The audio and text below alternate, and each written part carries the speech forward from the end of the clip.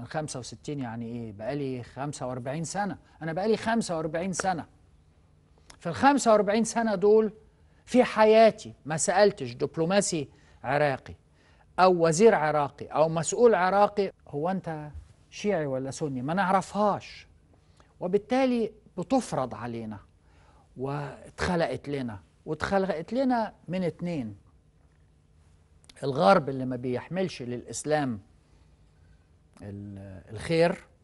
الغرب يأخذ الإسلام بالكثير من التحسب، والحقيقة قدامنا اللي احنا بنشوفه: معاملة الجاليات الإسلامية، التضييق على دخول تضييق المسلمين والعرب كل إساءة ممكن تتحط بطريقة كده ملفوفة في ورقة سلوفانية تتعمل.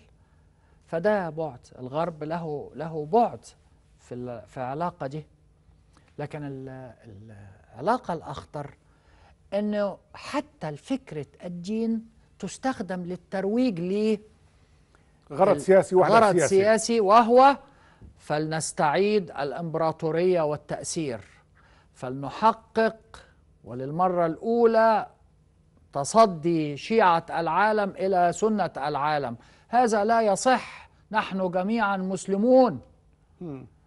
هذا لا يصح، بل على العكس. أنا بدأت لك بالقول أنه فترة النجاح العربي والإسلامي في التصدي لفكرة الدفاع عن هذا الإقليم الإسلامي، بلاش نسميه الإقليم العربي، الإقليم الإسلامي بيمتد مرة أخرى من كازابلانكا ولا الدار البيضاء في الغرب لغاية بالي في جزر إندونيسيا أو الأرخبيل في الشرق، ومن نقول سواحل كينيا وجنوب السودان والحزام الإسلامي اللي مجاور للعرب إلى أواسط آسيا على مسافة 7000 ميل. حاجة جبارة، حاجة قد الولايات المتحدة مرتين ثلاثة من ناحية الحجم.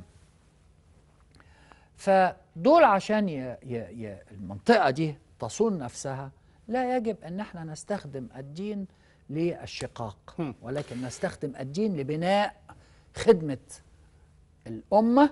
وعندما أقول الأمة أقول الأمة الإسلامية، وعندما أقول الإقليم أقول الإقليم العربي. طب هنا سيد وزير، أنت ذكرت عدة مرات إشارات أود أن أستوضحها.